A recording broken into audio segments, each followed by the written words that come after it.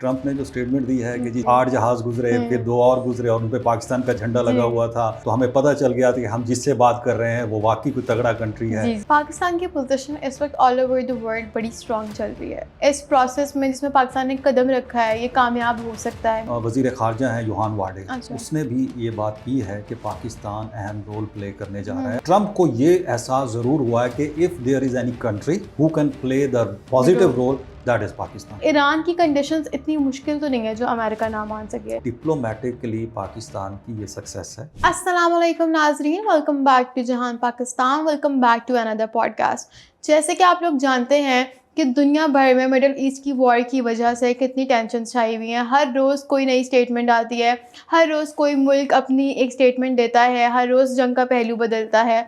तो नाजरीन, आज इसी सिचुएशन के बारे में बात करने के लिए हमारे पास एक जर्नलिस्ट अयाज खान साहब मौजूद हैं। अस्सलाम वालेकुम सर। वालेकुम सलाम। सर, कैसे हैं आप? I am fine, thank you. नाजरीन, जैसे कि आप लोग जानते हैं कि पाकिस्तान ने एक बहुत बड़ा रोल, एक ज़िम्मेदारी ली है मीडिएटर बनने की। और अगर आपने हमारी पिछली पॉडकास्ट देखी होगी, जो कि हमने जंग के दिनों में शुरू में ही हमने सर के साथ एक पॉडकास्ट की थी, जिसमें सर ने एक निशानदेही कर दी थी, एक स्टेटमेंट दी थी कि पाकिस्तान का रोल पीस मेकिंग में हो सकता है। हालांकि तब तक पाकिस्तान की ना कोई स्टेटमेंट थी और हम सर से ही पूछ रहे थे खामोशी की वजह, और सर ने हमें खामोशी की वजह बताई थी कि पाकिस्तान का रोल हो सकता है पीस मेकिंग में। तो सर, आज आप देख रहे हैं कि पाकिस्तान ने मीडिएटर बनने का एक फ़ैसला लिया है। तो क्या इतने अरसे की जो खामोशी थी, न्यूट्रल रहने की पर्सनालिटी थी, जिस पर सबने बहुत पाकिस्तान को जज किया था as a country, as a nation, तो इसके पीछे कोई स्ट्रैटेजी थी या फिर एक बहुत दिमाग से पाकिस्तान ने सब्र के साथ काम लिया है? इसकी क्या आगे रिजल्ट आ सकता है? पाकिस्तान न्यूट्रल तो नहीं था, मैं नहीं समझता पाकिस्तान अच्छा। न्यूट्रल वो होता है कि जो बिल्कुल ही अलहदा होकर बैठ जाए। जी। तो ना तो पाकिस्तान न्यूट्रल रहा है। हम्म। अगर आप देखिए, जैसा कि हमने पहले भी कहा था कि यूनाइटेड नेशंस के अंदर जी उन्होंने जी खुलकर वायलेशन जो अमेरिका की तरफ से की थी, खुलकर उस पर बात की थी। जी और इसराइल की भी खुलकर उसके ऊपर जी बात की गई थी कि किस तरह से ये वायलेट किया गया है एक सॉवरन कंट्री की, जो है उसकी सरहदों के अंदर जाके उसके ऊपर बमबारी करना और उसकी जो क़यादत को निशाना बनाना। तो ये इस सफाकी को हमने कंडेम किया एज ए स्टेट। बिल्कुल दूसरी जो मैंने बात की थी वो ये थी कि पाकिस्तान रोल प्ले कर सकता है। बिल्कुल पाकिस्तान का खित्ते के अंदर इन्फ्लुएंस है। उसकी बिल्कुल क्लियर वजह ये है कि पाकिस्तान ने रिसेंटली, जब आपको याद होगा कि इंडिया के साथ हमारा स्टैंड ऑफ हुआ था, उसके बाद पाकिस्तान का खलीजी ममालिक के साथ और ख़ासतौर पर सऊदी अरेबिया के साथ अगर आप देखिए जी हमारा जी एक मुआहदा हुआ, मुआहिदा है। तो पाकिस्तान का असर रसूख वहाँ भी है और ईरान के साथ भी है। बिल्कुल। अभी ट्रंप ने देखा ना कि ट्रंप ने जो स्टेटमेंट दी है कि जी जी जहाज़ गुजरे, जी 8 जहाज़ गुजरे, फिर 2 और गुजरे और उन पे पाकिस्तान का झंडा लगा हुआ था, तो हमें पता चल गया था कि हम जिससे बात कर रहे हैं वो वाकई कोई तगड़ा कंट्री है। जी जी तो इसका मतलब है कि पाकिस्तान की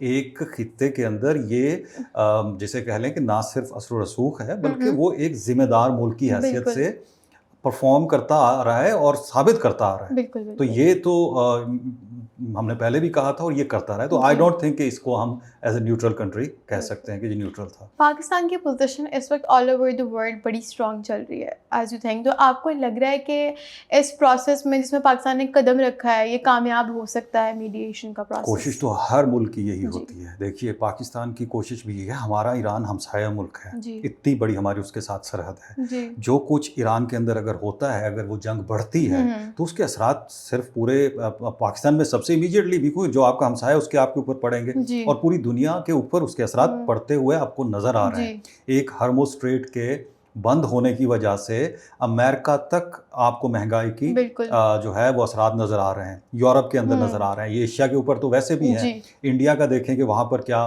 जी नज़र आ रहे हैं। तो यस, पाकिस्तान का जो रोल है वो इम्पॉर्टेंट है। जी और अभी जो जर्मन वज़ीर ख़ारजा हैं योहान वाडे, अच्छा उसने भी ये बात की है कि पाकिस्तान अहम रोल प्ले करने जा रहा है। और वो उन्होंने ये भी बात की है कि हो सकता है कि ये वेन्यू सेलेक्ट किया जाए जहाँ पर बिलवास्ता तो हो रही है बात, हो सकता है कि बराह रास्त भी बात हो ईरानी क़यादत की और अमेरिकन क़यादत की, जी कि जी वो वहाँ पर आएँ और बात करें। तो ये मेरी नज़र में 2 वेन्यू हो सकते हैं, या वो पाकिस्तान में आकर बात करेंगे और या फिर वो टर्की के अंदर ये हो अच्छा सकता है। तो ये ट्रंप को ये एहसास ज़रूर हुआ है कि if there is any country who can play the positive role, that is Pakistan. Okay sir, आपको क्या लगता है कि मिडिल ईस्ट में इतने कंट्रीज़ हैं ऑलरेडी, तो पाकिस्तान के अलावा और किसी ने कोई इस चीज़ पे स्टैंड क्यों नहीं लिया? क्या उन्होंने डिवाइडेड थी उनके ओपिनियंस ऑलरेडी?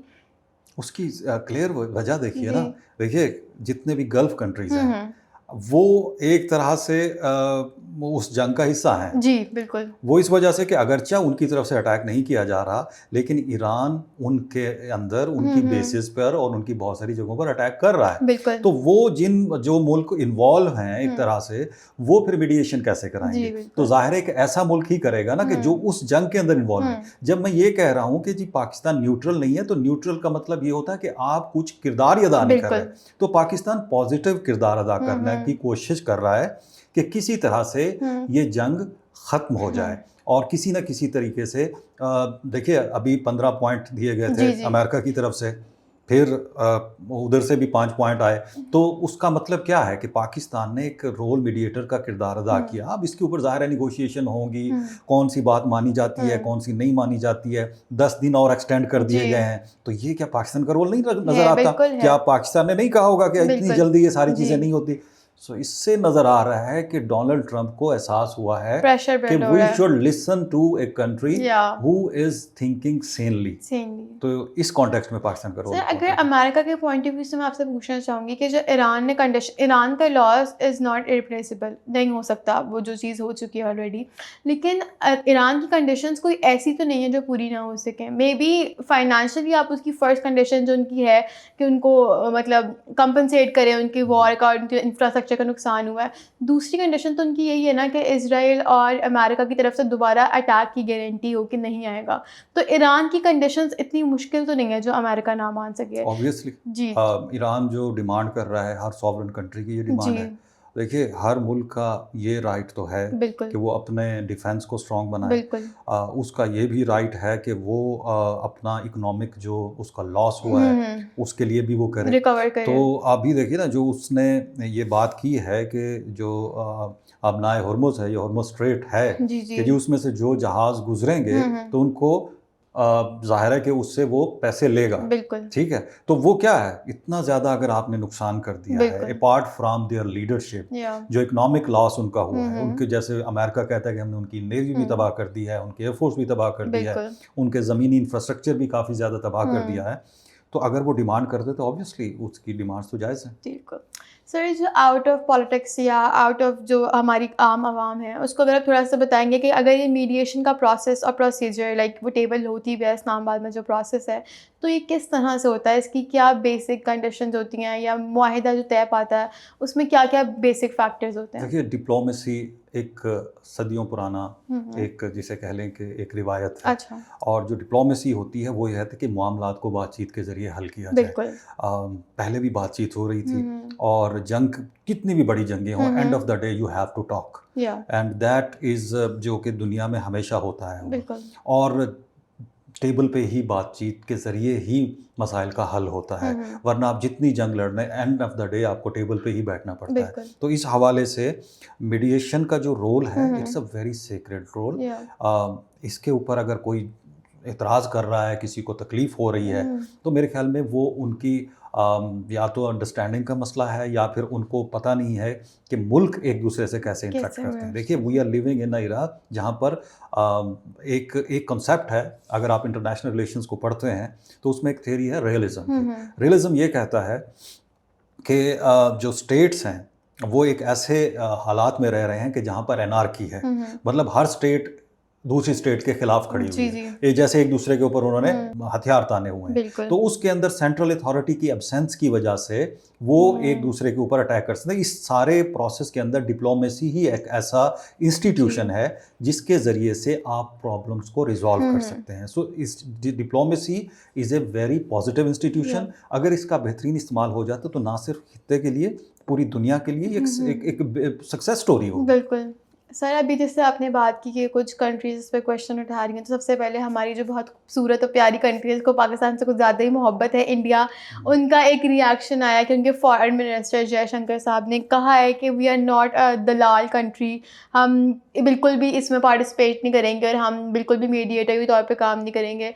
तो इसमें उन्होंने स्पेसिफिकली पाकिस्तान को अटैक किया है, तो ऐसा रिएक्शन क्यों आ रहा है उधर से? ऐसा रिएक्शन दो वजूहत हैं उसकी। बिल्कुल। एक तो ये देखिए कि इंडिया और पाकिस्तान का जब स्टैंड अप हुआ, जब बिल्कुल। सारा कुछ हुआ, उसके बाद India was kind of cornered Yeah. Diplomatically. उसको जो वो एक्सपेक्ट कर रहा था कि पूरी दुनिया से शायद हम इंडिया के साथ खड़े हो जाएंगे, इन्होंने जिस तरह रिएक्शन किया, जिस तरह से पाकिस्तान के अटैक किया था, तो ये यही कह रहा था कि जी इंडिया जो है वो पाकिस्तान पर इल्ज़ाम लगाएगा दहशतगर्दी का, जी, और जी। पूरी दुनिया का मीडिया इसके साथ खड़ा हुआ। वैसा नहीं हुआ। नहीं हुआ। अमेरिका भी उस स्टांस के खिलाफ गया। तो उसके बाद फिर आप देखें कि नरेंद्र मोदी जो उनके वज़ीर आज़म हैं, बिल्कुल। उन्होंने कभी वो किसी मुल्क का दौरा कर रहे हैं, कभी वो अफ़गानिस्तान के साथ रिलेशन बेहतर करने की कोशिश कर रहे हैं, नेतन्याहू बांग्लादेश के के साथ उनके पहले ताल्लुकात ख़राब हो चुके थे, तो they felt cornered. Yes. Okay, जो एक कंट्री ये क्लेम करे कि मैं रीजनल हेजमन हूँ या रीजनल हेजमन बनने का ख्वाब देख रहा हूँ, और वो एक छोटे से मुल्क, मतलब अमेरिका इसको तैयार कर रहा था, सपोर्ट कर रहा था, अपना स्ट्रेटेजिक अलाई बना रहा था कि आपने काउंटर करना है चाइना को, बिल्कुल। और आप पाकिस्तान को काउंटर नहीं कर पाए। जी। ठीक है, जब आपने उसके ऊपर अटैक किया और जब पाकिस्तान की तरफ से रिटेलिएशन हुई, तो सारी दुनिया ने देखा कि क्या हुआ। बिल्कुल। इवन अमेरिकन प्रेसिडेंट बार बार ये कहते हुए नजर आए कि उनके जहाज़ गिरे हैं, ठीक है, ये ना माने, उसके ऊपर मोदी की तरफ से कोई स्टेटमेंट नहीं है। बिल्कुल। सो इसमें आप देखिए कि वो कॉर्नर तो थे, डिप्लोमेटिकली वो सारे थे। जो उनके वज़ीर ख़ारजा है जयशंकर, उनका ये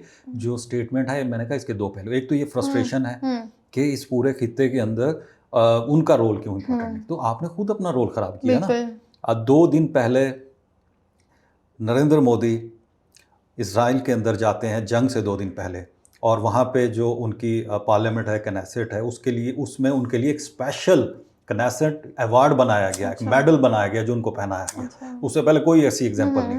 तो वो उनको पहना के ये साबित करने की कोशिश की गई कि आप हमारे बेहतरीन दोस्त हैं। उससे 2 दिन बाद आप देखिए कि जंग हो गई, और कोई उसके ऊपर कंडेमनेशन नहीं है।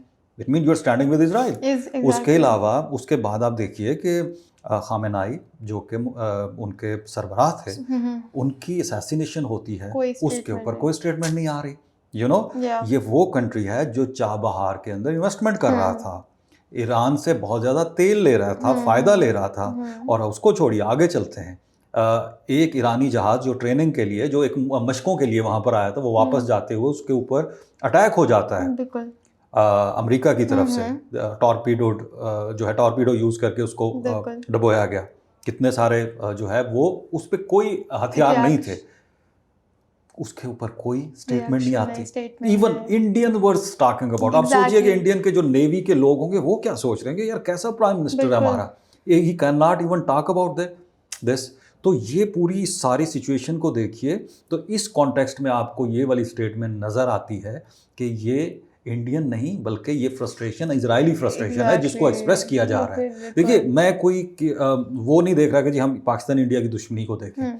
आप ज़रा ऑब्जर्व करें ना, आप ज़रा थोड़ा सा इसको ब्रॉडर पिक्चर को देखें कि ऐसा हो क्यों रहा है। पाकिस्तान एक रोल प्ले कर रहा है, और आप वर्ड्स, अब मतलब जो एक वज़ीर ख़ारजा होता है, he should be very careful जब वो आप डिप्लोमेटिक लैंग्वेज यूज़ करते हैं, और आप एक ऐसी बाजारी सी ज़बान अगर आप इस्तेमाल करने की कोशिश करें, भाई ये क्या है, दलाली है भाई। ये मैंने पहले भी कहा था, it's a very sacred job. अगर आप 2 लड़ने वाली ममालिक के दरमियान सुलह करा रहे हैं या उसका सबब बन रहे हैं, सबसे ज़्यादा फ़ायदा, जैसे कि लोग मान नहीं रहे, लेकिन अभी आपने इससे पहले हमारी बात हुई थी, आपने बताया सबसे ज़्यादा इकोनॉमी जो है वो इंडिया की ही अफेक्ट हो रही है। तो अगर ये सुलह हो जाती है तो उनकी इकोनॉमी पे अच्छा खासा उनको ही फ़ायदा होगा। बिल्कुल ऐसा होगा। लेकिन ईगो इश्यूज़ के हम इस चीज़ को एक्सेप्ट नहीं करेंगे। ये ईगो इशू नहीं है, ये पॉलिटिक्स है, it's a politics. Why don't you understand? 2014 में मोदी आए हैं जब से गवर्नमेंट में, वो इंडिया को हिंदुत्वा कंट्री बनाना चाह रहे हैं, हिंदुत्वा की बेस पे।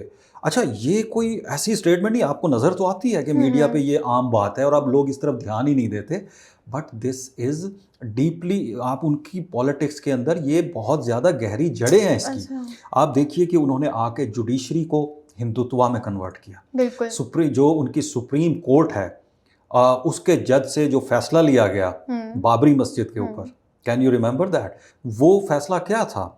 मतलब आपने जुडिशरी को हिंदुत्व में कन्वर्ट किया, पुलिस को उसमें कन्वर्ट कर लिया, ठीक है। और उसके अलावा जैसे आप कह लें कि आपने मीडिया को, फिल्म इंडस्ट्री को सारा आप देख लीजिए, अभी जो फिल्में आ रही हैं जो anti Pakistan, mostly not just anti Pakistan but उसके अंदर हिंदुइज्म को फरोग दिया जा रहा है और ऐसे बताया जा रहा है कि जैसे इंडिया सिर्फ हिंदुओं का मुल्क है, ठीक है, वो घर वापसी और समथिंग लाइक दैट। तो वो एक पूरा हिंदू राष्ट्र किस्म का वो बनाना चाह रहे हैं। लोग इस चीज़ को समझते नहीं हैं कि लाइक अभी काफ़ी ज़्यादा ना इस चीज़ पे प्रॉब्लम हो रही थी कि धुरंधर जो इंडियन मूवी है, मुस्लिम उस कंट्री में भी हैं, तो बेसिकली जैसे हम लोग अपना वाइट सेक्ट की रिस्पेक्ट करते हैं, वहाँ पे मुस्लिम्स की कोई रिस्पेक्ट नहीं है। बेशक वो मुस्लिम्स को ही अपनी मूवीज़ में जो है या जो सब फैक्ट्स को गलत दिखाते हैं, तो ये उनका अपना एज अ कंट्री वो अपनी नेशन की भी रिस्पेक्ट नहीं करते हैं कि वो सिर्फ इंडियंस को अच्छा दिखा रहे हैं, और जहाँ वो उनके कंट्री में इतने मुस्लिम थे तो उनको सपोर्ट भी करते हैं, उनके भी अगेंस्ट जाते हैं। लोग इस चीज़ को समझते नहीं हैं। बहुत सारी चीज़ें रिपोर्ट भी नहीं होती हैं, अगर रिपोर्ट भी होती हैं तो हाईलाइट नहीं होती। उत्तर प्रदेश के अंदर जो होली का त्यौहार मनाया गया था, उन्होंने पता क्या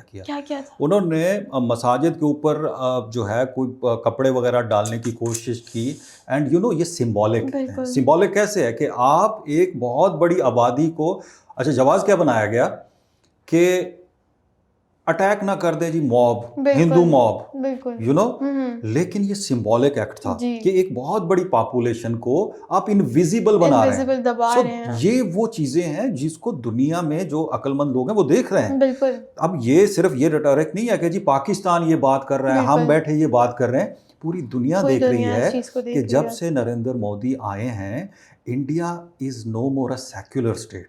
अब सेक्युलर का मतलब ये होता है कि जहाँ वहाँ पर तमाम मज़ाहिब के लोगों को अपने तरीके से अपनी इबादत, अपने तरीके से जीना, अपने तरीके से काम करना, उसके ऊपर कोई गवर्नमेंट जो है वो उसको उनकी प्रोटेक्शन करेगी हर तरह से। दैट इज कॉन्स्टिट्यूशन में तो उनके ये लिखा है। But what is actually happening, और जिस तरह से ये सारी चीज़ें हो रही हैं, ये अलाइन कर रही हैं इंडिया को इजराइल के साथ। बिल्कुल। यू नो वो इजराइल को एज ए मॉडल देख रहे हैं। ट्रेड्स के सेम ही ऑलमोस्ट। नहीं, देखिए ना, वो मॉडल के तौर पर देख रहे हैं कि जी वो एक जो है मजहब की बुनियाद पर मुल्क बना, और वो जिस तरह से ट्रीट कर रहा है गजा के अंदर, गजा के ऊपर इंडिया की पॉलिसी ये नहीं रही थी पहले से। आप जानते हैं इस बारे में कि India was supportive of Palestine, but since Narendra Modi came into the power, उन्होंने आहिस्ता आहिस्ता अपने आप को इजराइल के साथ अलाइन किया है। आप यूनाइटेड नेशंस में जाकर देखिए कि माजी के अंदर इंडिया जो था वो पैलेस्टाइन के हक में बात कर रहा था,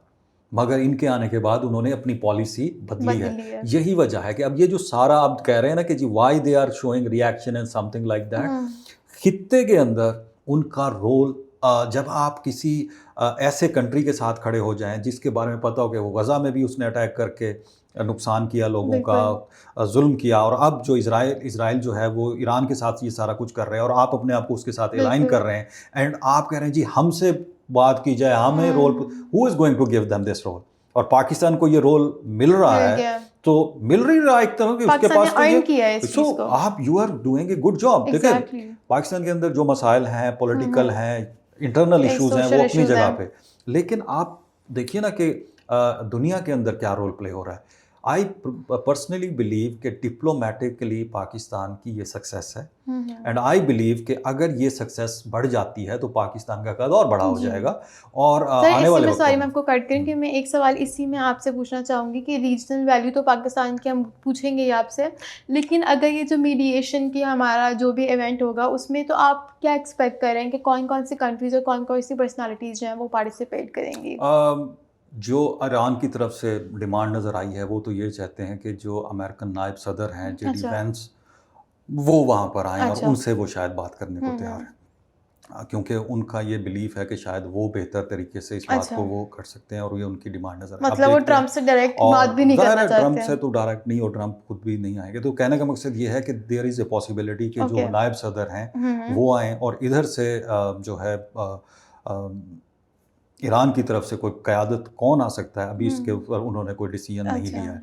सो मुझे ये लग रहा है कि अगर ये मीटिंग हो जाती है हम्म। तो ये जो 10 दिन हैं हो हम्म। सकता है ये और एक्सटेंड हो जाए। ये जो फ्रस्ट्रेशन आपको नज़र आई है इंडिया बिल्कुल। की तरफ से, बेसिकली जैसे मैंने कहा इजरायली फ्रस्ट्रेशन है। अगर ये पीस प्रोसेस एक्सटेंड करता है तो आप ये देखिए कि इजराइल के जो मकासद है वो पूरे होते हुए नज़र नहीं बिल्कुल। आते। बिल्कुल। पिछले प्रोग्राम में हमने बात की थी कि खुद टाइम्स ऑफ इसराइल के अंदर ये खबर छपी, उन्होंने न्यू यॉर्क टाइम्स को कोट करते हुए लिखी था कि Netanyahu was frustrated. Yes. Why was frustrated कि जी जो एक एक्सपेक्टेशन थी, उनको बताया गया था, ये उनको यकीन दिलाया गया था उनकी एजेंसी की तरफ से कि शायद अगर ये अटैक करेंगे तो ईरान के अंदर अपराइजिंग हो जाएगी, तो जी। वो नहीं हुई। नहीं हुई। सो नेतन्याहू जो हैं उनको ये नज़र आ रहा है कि अगर ये प्रोसेस डिले और बढ़ जाता है, जी। ये होता है, तो उनकी तो पोजीशन ख़त्म हो जाएगी खत्म ना। हो जाएगी। और अब तो इसराइल के अंदर अपोजिशन भी बोलने लग पड़ी है कि आपने हमें फॉरएवर वार के अंदर झोंक दिया है। बिल्कुल। और वो ये भी देख रहे हैं कि जो आपके ऑर्थोडॉक्स हैं यहूदी, वो क्यों नहीं आ रहे इसके अंदर, वो भी आए ना फिर आके जंग में शामिल हो। So there is very situation जो है वो ज़्यादा इसराइल के हक में होती हुई नज़र नहीं आ रही। जी। It's getting better with time basically. बहुत शुक्रिया सर आपके टाइम का, आपने हमें इतनी ज़्यादा इन्फॉर्मेशन दी और काफ़ी कुछ प्रेडिक्ट भी किया। पॉइंट ये है कि हमने जब लास्ट सर के साथ एक पॉडकास्ट की थी तब ऑल ओवर द वर्ल्ड या किसी से ऐसी स्टेटमेंट रिसीव नहीं हुई थी, ना कोई पाकिस्तान से एक्सपेक्ट कर रहा था कि एज अ मीडिएटर पाकिस्तान अपनी ड्यूटी परफॉर्म करेगा, लेकिन सर ने तभी प्रेडिक्ट की थी। तो इसलिए हमारी कोशिश थी कि हम इस प्रोसेस को समझें कि एक बहुत बड़ी प्राइड की बात है पाकिस्तान के लिए कि अगर पाकिस्तान इस प्रोसेस में कामयाब हो गया, इवेंट ऑर्गेनाइज हो गया पाकिस्तान में, तो पाकिस्तान की regional value all over the world बहुत ज़्यादा इंक्रीज़ हो सकती है। तो जी नाज़रीन, आज के एपिसोड आपने देखी और आप हमें बताइएगा कमेंट सेक्शन में कि आपको कुछ इन्फॉर्मेशन मिली and what do you guys think कि पाकिस्तान एज अ मीडिएटर कैसे परफॉर्म करेगा और हमारी वैल्यूज़ से कितनी इंक्रीज़ हो सकती है और रिस्पेक्ट हमारे कंट्री की, हमारे फ्लैग की किस तरह इंक्रीज़ होगी। Thank you so much for watching. Do like, comment, share, subscribe our video and let us know if you want to know more informative things so we can talk about it with our very respectful sir. And thank you so much for watching. Allah Hafiz.